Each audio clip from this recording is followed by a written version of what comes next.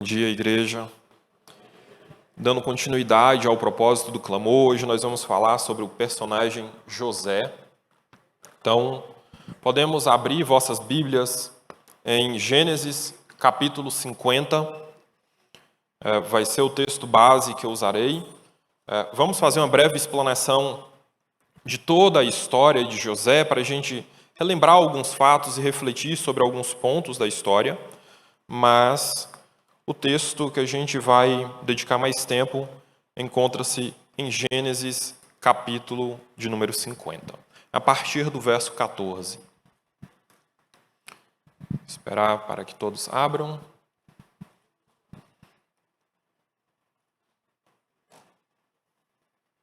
A história de José ela é um pouco longa. A gente tem a maior história de um personagem humano narrado em Gênesis. São 14 capítulos, do capítulo 37 até o capítulo de número 50, onde termina o livro.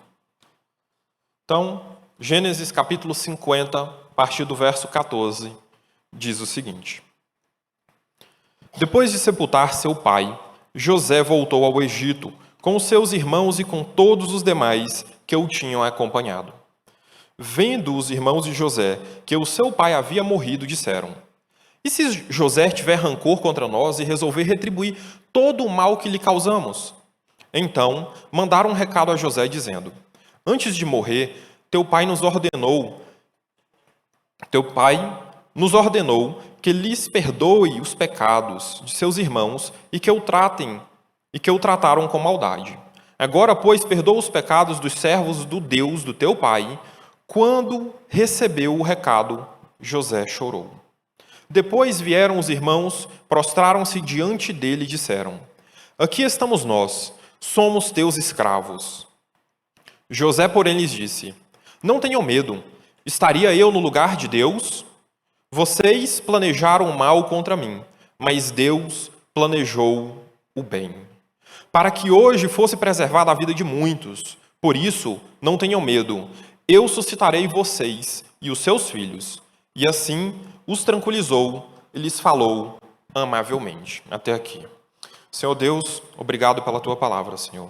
Que o Espírito Santo me guie neste momento, que nada venha de mim, mas que seja somente a tua palavra expressa aqui, Senhor. Pai, prepara o coração e a mente de cada um, para que possam compreender a tua palavra. É isso que te peço, Senhor, no nome santo de Jesus. José é um dos filhos de Jacó. Jacó foi ministrado aqui na última quarta-feira pelo irmão Caio. Jacó ele teve 12 filhos que se tornariam as 12 tribos de Israel. Eles eram os israelitas e por meio deles viriam o Messias, a promessa de Deus, o Salvador, que carregaria os pecados do mundo e de todo o povo de Deus e que por sua misericórdia ultrapassaria as fronteiras de Israel, que reuniria os eleitos de todas as nações, de todos os povos do mundo, para formar um novo povo de Deus. Esse novo povo se tornaria a noiva, a igreja do Filho de Deus. E então, a partir dessa família, a partir desse povo, a partir dessas promessas, viria a nova criação, os novos céus e novas terras, onde esses eleitos habitariam na presença de Deus, onde há plenitude e alegria eternamente. Toda essa promessa, ela parte a partir das tribos que vieram da descendência de Jacó. Isso significa, se os 12 filhos de Jacó, aquelas 12 tribos, por meio das quais o Salvador do mundo viria, principalmente, em especial, a tribo de Judá, tivesse sido destruída pela fome, que narra a história de José e que nós vamos explanar um pouco agora, o plano de Deus de toda a criação, de tudo que mencionamos aqui, falharia. Mas a continuação da história de José, a família de Deus, ela é ameaçada pela fome, sim. E ela poderia ter sido facilmente colocada um rápido fim nessa história. Mas Deus preservou maravilhosamente todo o seu povo durante todo esse tempo. O Senhor, ele se revela na vida e na história de José, como um Deus que controla todos os detalhes da história. O que nós chamamos, na verdade, da história de José é a história de Deus e como a história de próprio Deus faz para que o povo em perigo, em extinção, em risco de vida, seja direcionado no seu plano infalível.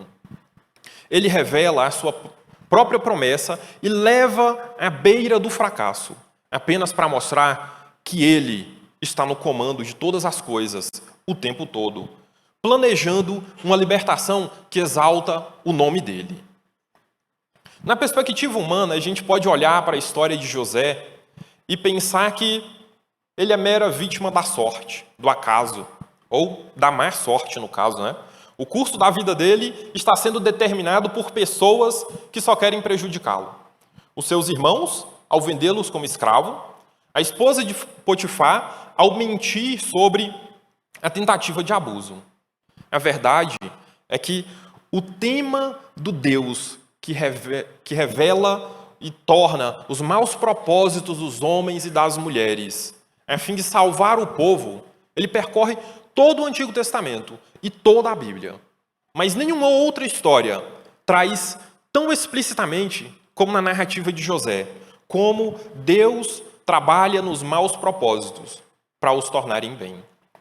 E agora nós vamos traçar um pouco da história de José, deixar que Deus interprete e aplicar algumas verdades para a nossa vida. A história de José, ela começa no capítulo 37. Vou poupar os irmãos, não vou ler os 14 capítulos.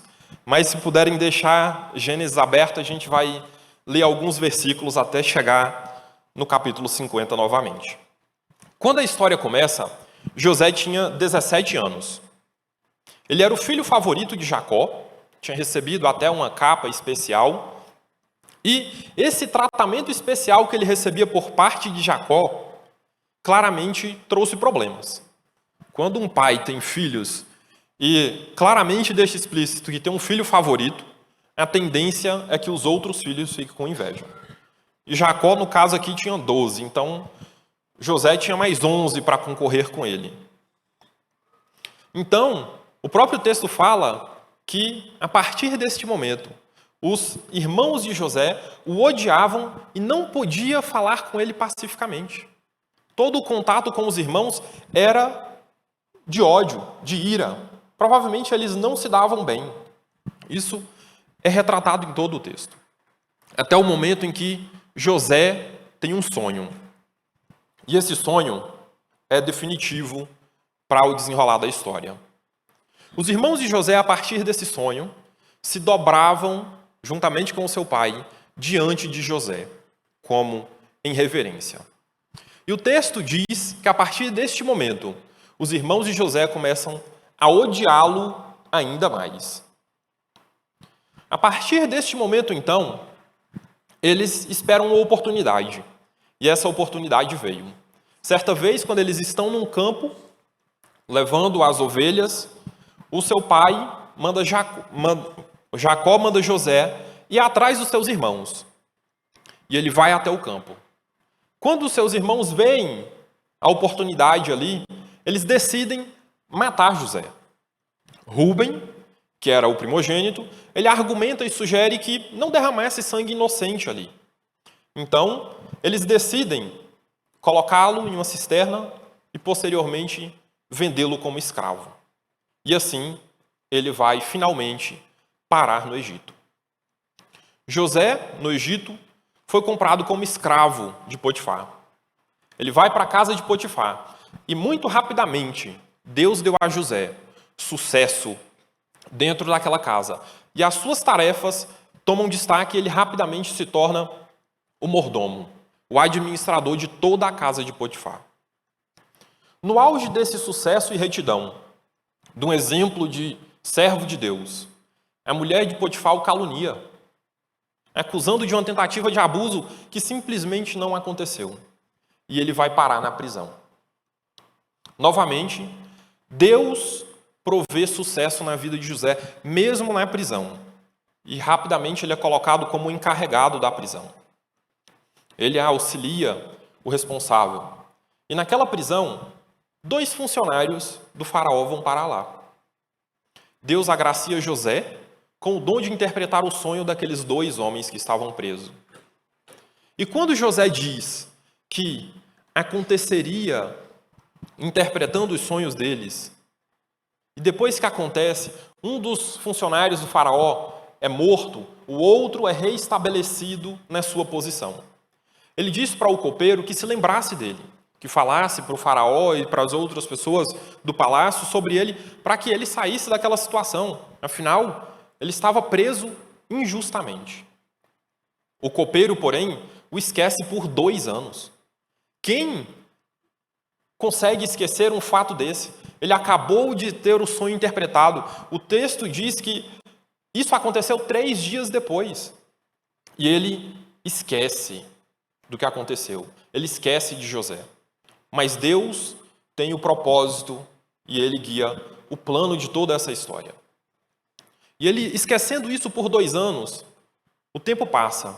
Então agora já se passaram 13 anos desde o momento que José tinha sido vendido como escravo. Aquele jovem de 17 agora tem 30. E toda vez que a gente olha para a vida de José, quando parecia que a mão e a bênção de Deus estava sobre ele, as coisas pioravam em vez de melhorar. E finalmente, chega o dia em que Faraó tem um sonho.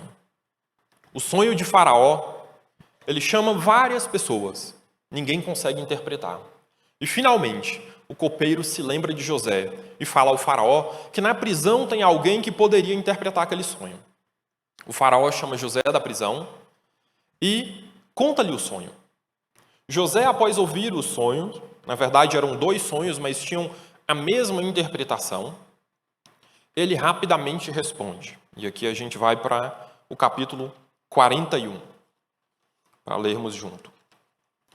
Capítulo 41, no verso 16, José diz o seguinte, vou ler o 15 também. O faraó disse a José, tive um sonho que ninguém consegue interpretar, mas ouvi falar que você, ao ouvir um sonho, é capaz de interpretá-lo. Respondeu José, isso não depende de mim, mas Deus dará ao faraó uma resposta favorável. Perceba, o faraó acha que quem é o intérprete dos sonhos é José. Ele disse que ouviu que José era capaz de interpretar o sonho, mas José, rapidamente, diz ao faraó que aquilo não viria dele, mas seria Deus, o Deus do pai dele, o Deus de Abraão, o Deus de Isaac, o Deus de Jacó, que seria o responsável por interpretar o sonho e dar a resposta. E aqui a gente percebe, às vezes pode passar despercebido, mas José, ele demonstra uma coragem, uma fé muito maior do que normalmente a gente percebe. Perceba, ele está diante do faraó. O faraó é a maior autoridade daquela época e daquela região. Ele é a autoridade política e religiosa. Ele era praticamente um próprio Deus na terra. Geralmente era considerada a divindade e representava Deus na terra diante do poder e do povo. Geralmente ele exigia adoração e reverência. Mas José, diante do faraó, ele explicitamente deixa claro que aquilo que o faraó não conseguia fazer, entender o seu próprio sonho, Deus conseguiria e faria, porque ele verdadeiramente é Deus, não o faraó. Ele está diante da maior autoridade e ele não hesita em deixar claro que quem faria aquilo seria o próprio Deus. Então, dos sonhos que o faraó tem, a interpretação é de que haveriam 7 anos de fome e 7 anos de prosperidade. Nos 7 anos de prosperidade que viriam primeiro, o administrador responsável deveria colher e guardar o máximo possível para sustentar o povo no período de fome.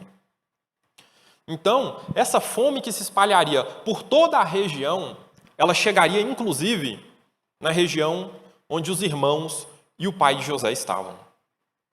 E aqui a gente entra num ponto, ainda no capítulo 41, vamos ler juntos, onde Moisés, ao escrever, gosta de enfatizar por 3 vezes em um curto período que tanto a prosperidade e a fome que viriam eram o trabalho de Deus. Não era simplesmente causas naturais que fariam aquilo. Não era um acaso de uma seca ou de abundante chuva. Era Deus trabalhando em cada um desses momentos. O primeiro, Gênesis 41, verso 25, diz o seguinte: o faraó teve um único sonho, disse-lhe José. Deus revelou ao faraó o que ele está para fazer. Quem está para fazer? O próprio Deus. Logo em seguida, 3 versos depois, em Gênesis 41, verso 28, ele diz: é exatamente como eu disse ao faraó.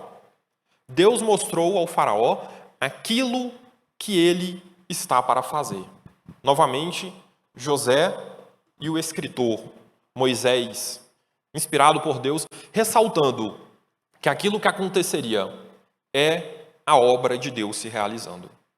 No verso 32, então, novamente ele fala: o sonho veio ao faraó 2 vezes, porque a questão já foi decidida por Deus, que se apressa em realizá-la. Deus já decidiu que aquilo aconteceria e que realizaria imediatamente. Por isso ele precisava de pressa, precisava do administrador para controlar todos os recursos. Então José ele é colocado naquele cargo. Hoje em dia seria como se fosse um primeiro-ministro do Egito. Ele estava abaixo de importância apenas do faraó. Deus coloca no mais alto cargo possível. Aquele que antes era administrador de uma casa, de uma prisão, agora é administrador de uma nação inteira. Então, Deus está trazendo essa fome que ameaça a existência do povo escolhido, ao mesmo tempo que ele estabelece um plano que dura 22 anos para resgatar o seu povo da própria destruição. Vamos perceber aqui os 22 anos. Primeiro, 13 anos haviam se passado até que José fosse para a prisão e interpretasse os sonhos. Quando ele é colocado na posição, passam-se 7 anos de fartura. Completamos 20. E em Gênesis 45, vamos caminhar 3 capítulos à frente, a partir do versos 5 e 6, nos deixam claro que 2 anos de fome haviam se passado até que finalmente José encontra os seus irmãos que haviam descido para o Egito desesperados por comida. Verso 5 então diz o seguinte, 45, 5. Agora, não se aflijam nem se recriminem por terem me vendido para cá, pois foi para salvar vidas que Deus me enviou adiante de vocês. Já houve 2 anos de fome na terra, e nos próximos 5 não haverá cultivo nem colheita. Então, 2 anos haviam se passado, totalizando 22 anos desde a época em que José foi vendido como escravo. Finalmente, José se revela aos seus irmãos. Eles vão até Canaã, buscam Jacó, e eles, finalmente, o povo escolhido de Deus, se muda para o Egito. Eles estavam, finalmente, salvos da fome. Passaram-se 22 anos, e somente agora, 22 anos depois, José consegue ver o que significava tudo aquilo que ele havia passado. A perda, calúnia, solidão, aflição, injustiça, aparentemente sem nenhum sentido. Mas 22 anos depois, ele consegue olhar para trás e perceber que o plano de Deus, perfeito, era de salvar o seu próprio povo da fome, da aflição.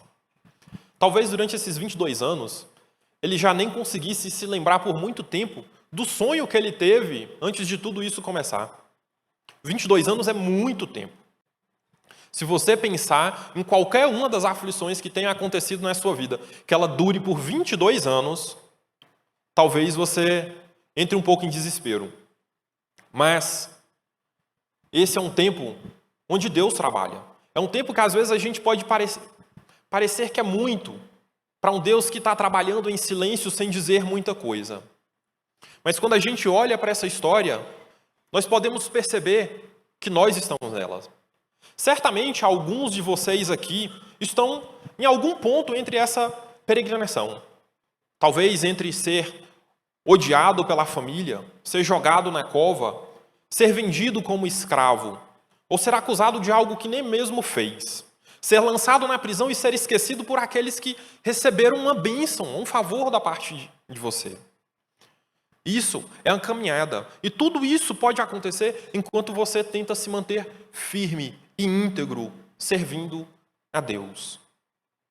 Se você, como José, está nessa caminhada, está em algum desses pontos, talvez você já esteja no final dela, esteja prestes a descobrir o propósito do motivo que você passa a aflição.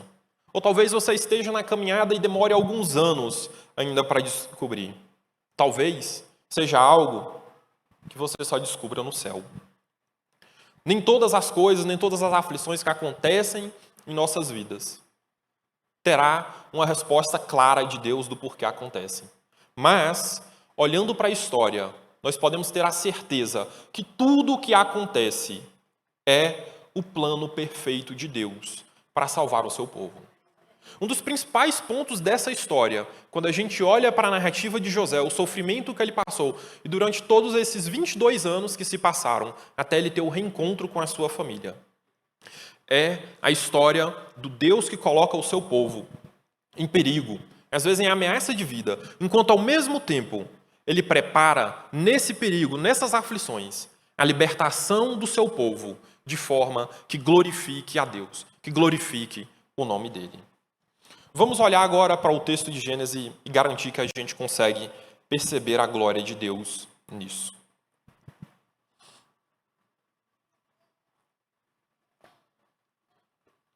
Em Gênesis 37 ainda, quando a narrativa começa, ela fala do verso 5 ao 11, sobre o sonho especificamente. O sonho de José ele acontece 22 anos antes desse reencontro. O texto deixa claro que foi Deus quem deu o sonho, e foi Deus quem realizou todo esse plano até chegar o povo ao Egito. Então, desde o começo fica claro para nós leitores, que é Deus que está orquestrando toda essa história com um propósito específico. Para José, talvez isso não seja tão claro.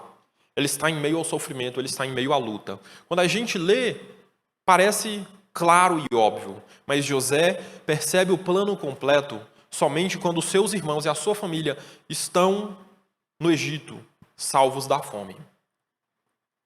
Em Gênesis 45, 7 e 8, esse eu vou abrir e ler com os irmãos, mostra, mais uma vez, o poder impressionante de Deus. A partir do 7 diz o seguinte: Deus, porém, me enviou à frente de vocês para lhes preservar um remanescente nesta terra e para salvar-lhes a vida com grande livramento. Assim, não foram vocês que me enviaram para cá, mas sim o próprio Deus. Ele me tornou como um pai para o faraó e me fez senhor de todo o palácio e governador de todo o Egito. Então, o próprio José mostra na sua compreensão do que havia acontecido agora, depois de ter se juntado novamente com a sua família, que tudo aquilo tinha acontecido porque Deus queria preservar o seu povo, a sua descendência, a promessa que ele havia feito a Abraão, a promessa que ele havia reestabelecido e relembrado Jacó, da descendência deles. Então ele diz que eles tinham ido para lá não porque era propósito, era o plano deles, mas porque o próprio Deus havia enviado para salvar o seu povo. O pecado, o ódio e toda essa ação horrível que os irmãos deles fizeram em vendê-lo como escravo, na verdade, é Deus providenciando o resgate de seu povo e o resgate dos seus próprios irmãos. E, consequentemente, aqueles que praticaram a ação, que venderam José como escravo, seriam eles mesmos os que se beneficiariam disso. Seriam eles que estavam no plano final para serem salvos e resgatados da fome. É inconfundível aqui a ênfase que Moisés dá na narrativa. Deus é soberano sobre os sonhos e as ações pecaminosas dos humanos, e os propósitos, a fome destrutiva, até mesmo a prosperidade, a calúnia dos inimigos, o esquecimento do copeiro. Tudo isso é obra de Deus. Nada acontece aleatoriamente. É Deus guiando a história. É Deus colocando o seu propósito. E aqui a gente caminha para, finalmente, o capítulo 50. No capítulo 49, ao final do capítulo 49, ele narra a morte de Jacó. Quando Jacó morre, o início do capítulo 50, que nós não lemos os primeiros versos, narra um mini êxodo em cortejo que sai do Egito até Canaã, levando o corpo de Jacó para ser enterrado ao lado de sua esposa Lia, lá nos campos da caverna de Macpela, o território comprado por Abraão para enterrar o seu povo. Então, a partir do momento que nós lemos, Jacó havia sido morto e eles acabaram de retornar de Canaã para o Egito porque haviam enterrado seu pai. Agora que Jacó havia morrido, os seus irmãos tinham uma preocupação. Será que José vai se vingar da gente? Daquilo que a gente fez tanto tempo atrás? Veja, irmãos, 17 anos haviam se passado desde o reencontro da família. Da narrativa ali de 45 até os 50, haviam 17 anos que eles já viviam juntos na terra do Egito. E agora, depois que o pai deles morreu, ele tem a dúvida. Será, se finalmente José vai se aproveitar que Jacó não está mais aqui, o nosso pai não está mais aqui, e vai aplicar uma vingança sobre nós? Essa era uma desconfiança que eles tinham. Mas nós percebemos que o medo deles é completamente infundado. Não faz sentido nenhum eles olharem para a situação depois de 17 anos e pensarem que não houve perdão e que José estava só esperando o momento oportuno, assim como eles esperaram para fazer a vingança com José. Não faz sentido nenhum. Então, aquele castigo que eles imaginavam, aquilo que eles esperavam, simplesmente não acontecia. Na verdade, isso é comum. A graça é algo surpreendente e assustador mesmo. Quando a gente está diante da graça, parece difícil acreditar. Às vezes, a gente não consegue lidar com essa graça maravilhosa, com o perdão, com o fato de que o terrível estrago que nós fizemos simplesmente foi perdoado. De que Deus, ou às vezes a pessoa que você magoou, te perdoou. E eles não ficam remoendo aquilo, não ficam esperando a melhor oportunidade, uma situação, uma desculpa para trazer tudo aquilo novamente com uma ira redobrada. Isso é o perdão, isso é a graça. Às vezes, esse comportamento dos irmãos de José, na verdade, reflete mais o caráter deles próprios. 17 anos depois, eles tinham medo de uma possível vingança, porque talvez era aquilo que eles fariam se fosse o contrário. Talvez se fosse José vendendo algum deles, eles esperariam talvez a vida toda. Não sabemos quanto tempo eles esperaram e viveram nessa situação de verem o filho preferido de Jacó até terem aquele momento oportuno de vendê-lo como escravo. Mas eles mostram claramente que o caráter dele seria de esperar todo o tempo que fosse possível. 17 anos haviam se passado e eles ainda tinham dúvidas da intenção de José. Então, eles se reúnem para achar um plano, uma maneira de evitar que Jacó fizesse aquilo. Vamos ler novamente a partir do verso 15. Capítulo 50, verso 15, diz o seguinte: Vendo os filhos de José que seu pai havia morrido, disseram: E se José tiver rancor contra nós e resolver retribuir todo o mal que lhe causamos? Então, mandaram um recado a José dizendo: Antes de morrer, teu pai nos ordenou que te disséssemos o seguinte: Peço-lhe que perdoe os erros e pecados de teus irmãos que o trataram com tanta maldade. Agora, pois, perdoa os pecados dos servos do teu pai. Quando recebeu o recado, José chorou. Depois vieram os próprios irmãos, prostraram-se diante dele e disseram: Aqui estamos, somos os teus escravos. 17 anos, e finalmente ele se manifesta. Esse texto, esse recado que eles dizem que Jacó mandou, o mais provável é que seja mentira. O texto não deixa isso claro, mas, se tratando de toda a narrativa e de como foi mencionado, o mais provável é que eles se juntaram e disseram, não, como a nossa preocupação é que durante esses 17 anos José não fez nada para a gente porque Jacó estava vivo, vamos dizer que Jacó deixou um recado aqui dizendo para ele não fazer nada com a gente. Então eles se reúnem para isso e mandam esse recado. Talvez se Jacó tivesse de fato feito isso, o melhor momento teria sido na narrativa que se encontra no capítulo 48. Nós não lemos aqui, mas o capítulo 48, Jacó está prestes a morrer. Ele chama José e os filhos de José para abençoá-lo e fazer uma despedida e dizer que ele queria, quando morresse, que os ossos dele fossem levados lá para a terra de Canaã. Naquele momento, em momento nenhum, menciona algo do tipo.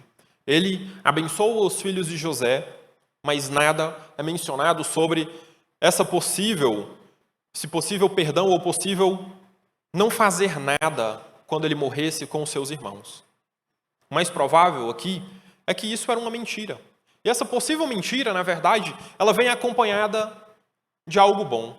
É pela primeira vez, de uma narrativa que vem desde o capítulo 37, que os seus irmãos abertamente pedem perdão a José. Eles finalmente dizem, agora, pois, perdoa o crime dos servos do Deus do teu pai. Agora eles chamam mal de mal, pecado de pecado, maldade de maldade, transgressão de transgressão. Eles dão nome para aquilo que eles fizeram. Eles sabem que aquilo que eles fizeram, humanamente, poderia ser imperdoável. Mas a graça de Deus, ela é inigualável. Mesmo que aquilo para nós pareça imperdoável, Deus soberanamente nos dá a capacidade de perdoar assim como Ele nos perdoa. Então, eles reconhecendo que haviam roubado anos da vida de José ao vendê-lo como escravo, eles se oferecem. A única forma de pagar aquilo era oferecendo eles próprios como escravos. Então eles dizem que seriam escravos de José. José chora diante disso e os perdoa. É claro, José tinha poder suficiente para fazer o que quisesse com ele. Somente Faraó tinha mais poder do que ele no Egito. Eles estavam na terra do Egito, sob a autoridade do seu irmão. Se José quisesse castigá-los, ele poderia fazer, e poderia fazer de diversas maneiras. Mas José não faz isso. José perdoa. Nós, cristãos, não devemos pagar o mal com o mal, mas pagamos com o bem, deixando Deus e as estruturas que Deus escolher para o pagamento do mal. É Deus quem realiza a vingança. É Ele que é o justo juiz. É Ele quem deve fazer essas coisas. Nós, cristãos, devemos pagar o mal com o bem, assim como José fez aos seus irmãos. Enquanto ele foi vendido e sofreu no Egito por décadas como escravo, ele finalmente tem a possibilidade de retribuir. Mas o que ele dá para os seus irmãos é uma terra próspera e a capacidade deles viverem sem a fome assolar a família dele. Sem a fome ter a possibilidade de destruir todos os descendentes de Jacó. Se nós nos recusamos a perdoar, irmãos, nós estamos entrando em águas muito perigosas. Por dois motivos. Primeiro, recusar a perdoar é se colocar no lugar de Deus. É como se a vingança que Deus promete não fosse suficiente. Mas a vingança é prerrogativa única e exclusiva de Deus. Segundo, não perdoar, nós estamos dizendo que nós temos um juízo maior que o de Deus.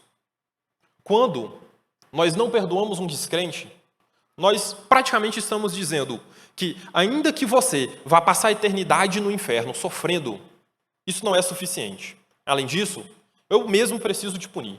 Preciso te estapear no rosto, pegar a sua capa, talvez jogar no poço, te ignorar, falar mal de ti pelas costas, falar o que você fez para os outros para que ninguém mais confie em ti. Quando nós não perdoamos um crente, nós estamos dizendo que a humilhação que Cristo pagou na cruz, a sua morte, não foi suficiente. Nós estamos aplicando os nossos próprios padrões. E nós estamos rejeitando o sacrifício de Cristo. Aquilo que Cristo fez na cruz e pagou o pecado daquele que nele creu, nós simplesmente estamos ignorando. Quando nós não perdoamos, quando nós nos recusamos a perdoar, nós estamos demonstrando, na verdade, a mais alta forma de arrogância, porque nós somos perdoados. Aqui estamos nós, os perdoados. E nós nos alegramos com o perdão que Deus nos deu. Nós deveríamos voltarmos para os nossos irmãos e dizer: meus pecados foram perdoados, os seus também devem ser. É isso que deveria fluir de nós, cristãos. É olhar para essas circunstâncias e perdoar. É isso que José faz. Ele olha para os seus irmãos, os perdoa e chora porque finalmente o pedido de perdão acontece. Além disso, o perdão, ele é bom para aquele que libera o perdão também. Liberar o perdão, você se liberta de um peso terrível, que é carregar uma ofensa contra você. Você, cristão, perdoe. Largue o peso dessa ofensa que você recebeu. Pode ser duro, pode parecer impossível humanamente, como a situação de José. Mas se você tem Deus, Ele te dá a graça e te dá o poder para fazer isso. Então, deixe a vingança para Deus. Pague você o mal com o bem.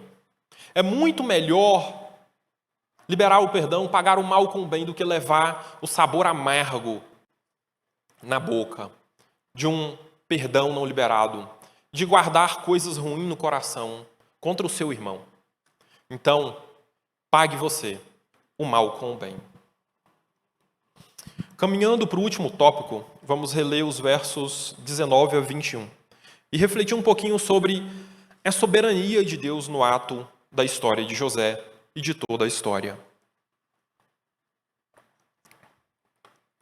A partir do verso 19, então, no capítulo 50, diz o seguinte, já lemos, vamos ler novamente.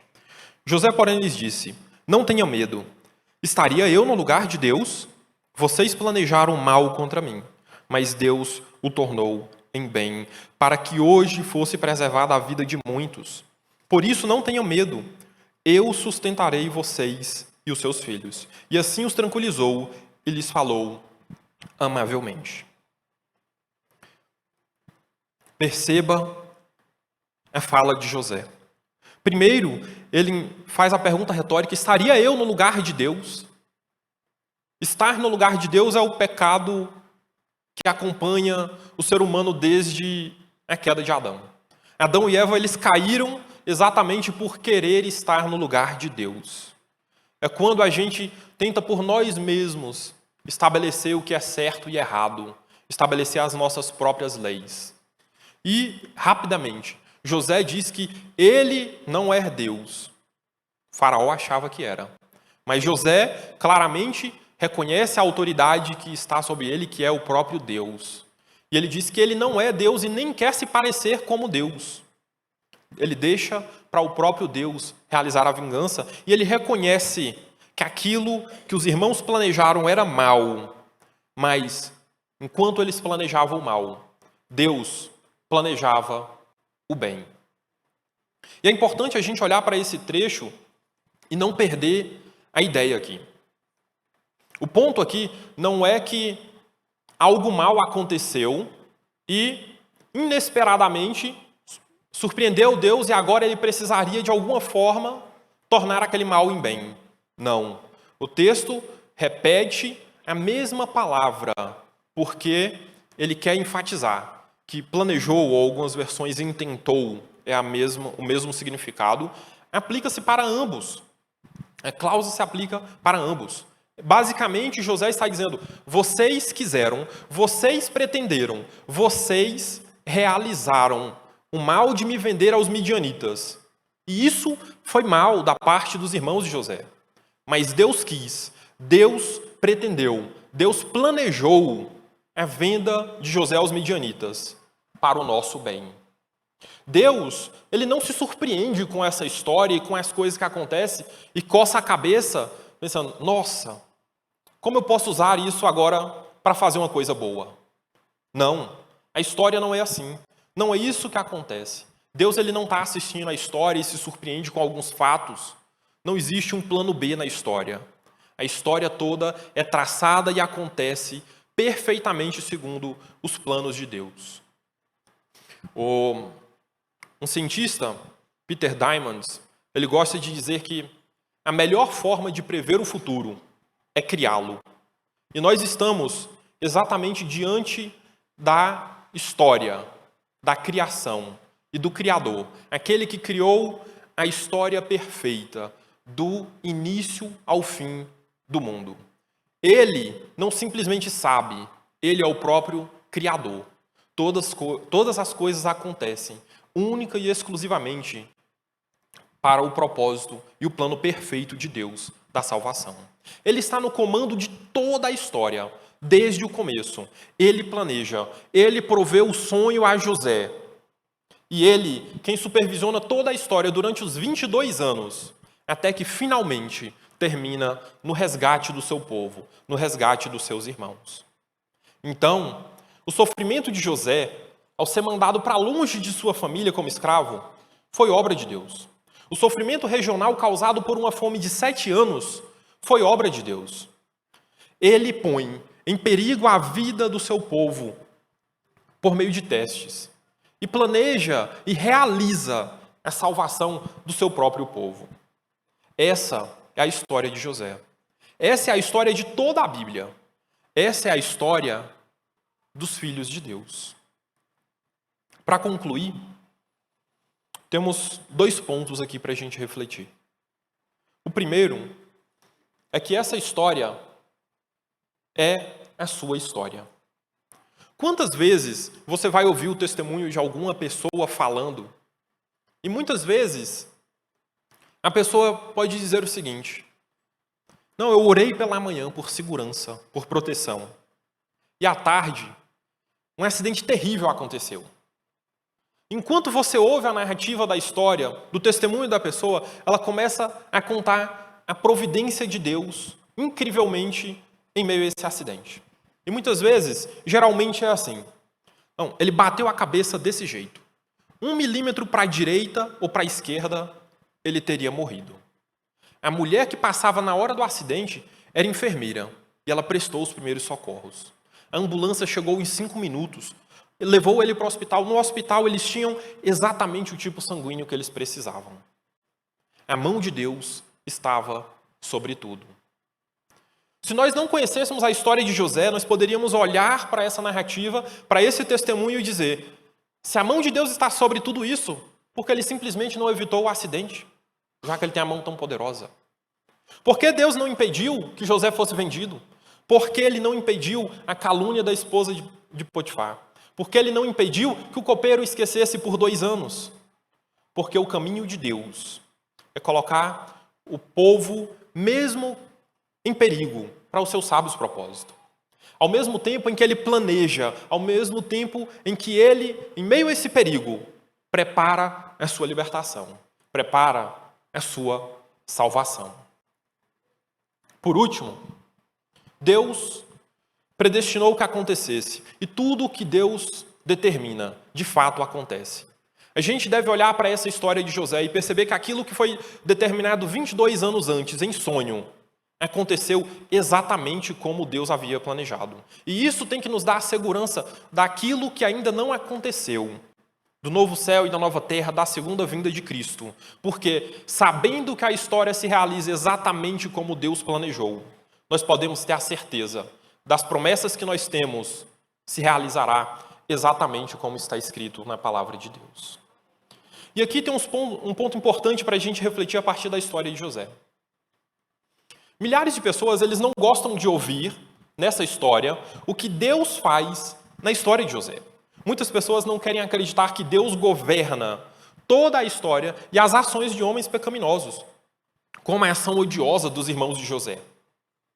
Eles não querem ouvir que a Bíblia diz que a venda pecaminosa de José como escravo foi, de fato, o envio de José por Deus para a própria salvação daqueles que o enviaram. Então, o que a gente precisa mostrar para eles é que se eles rejeitam a soberania de Deus sobre os atos pecaminosos dos homens, Eles estão rejeitando a obra da salvação. Porque Jesus foi exatamente isso. Eles rejeitam o ato soberano da morte de Deus que foi realizado por pecadores. E não foi por acaso. Atos 26, 28, Atos 4, do verso 26 ao 28, diz: os reis da terra tomam posição e os governantes conspiram unidos contra o Senhor e contra o ungido. De fato, Herodes e Pôncio Pilatos reuniram-se com os gentios e o povo de Israel nesta cidade para conspirar contra o teu santo servo Jesus. Fizeste o que o teu poder e a tua vontade previamente havia decidido que acontecesse. Aquilo que aconteceu com Jesus não foi por acaso. A zombaria de Herodes, a covardia de Pilatos diante da multidão, os soldados gentios coroando Jesus com espinhos e a multidão gritando: crucifica-o, crucifica-o. Tudo isso é pecaminoso? Sim. Tudo isso é assassinato? Sim. Tudo isso era como os irmãos de José, a esposa de Potifar e os anjos que levaram ele ao calabouço. Tudo isso foi planejado por Deus. Todas as pessoas assassinas que estavam reunidas lá para dizer e para fazer o que a mão de Deus e o plano de Deus predestinou que acontecesse. É o que diz Atos 4, verso 27. Eles estavam lá para fazer o que a mão de Deus e o plano de Deus havia determinado que acontecesse. O evangelho da salvação, ele está sendo realizado por meio do mal que homens pecadores realizam enquanto matavam o Filho de Deus. Mas mal aleatório não salva ninguém. Isso não foi aleatório. 700 anos antes, o profeta Isaías havia dito: foi da vontade do Senhor esmagá-lo e que o fizesse sofrer. Isso não é um mal aleatório contra Jesus. Isso é planejado. Isso é salvação.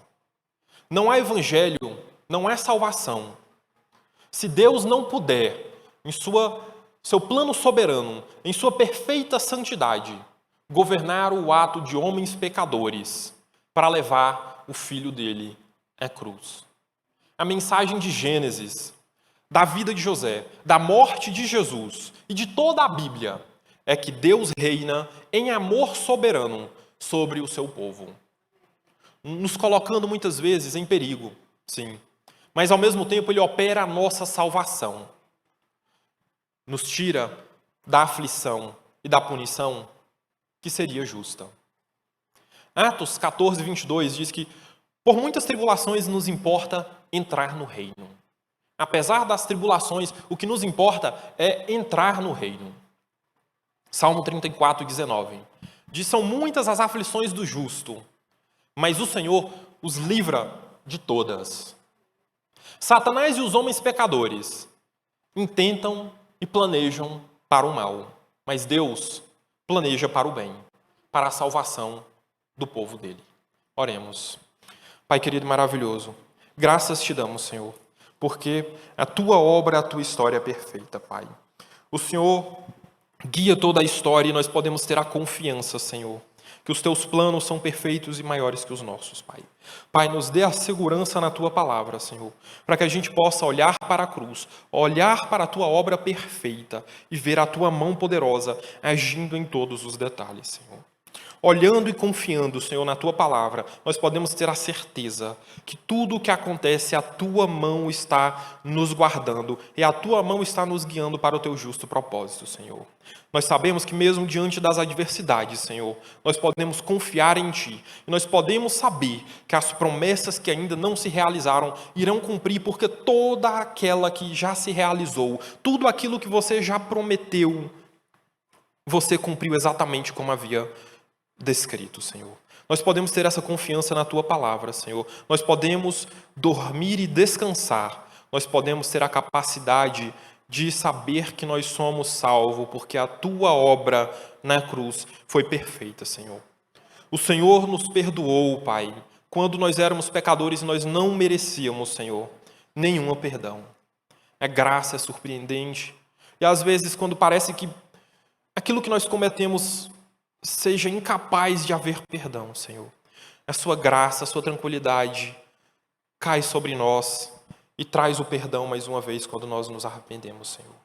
Pai, dê a nós também, diante das situações do dia a dia, Pai, a capacidade de perdoar os nossos irmãos e não guardar mágoa, Senhor, para que nós possamos viver em santidade, viver com um fardo leve e suave, Senhor.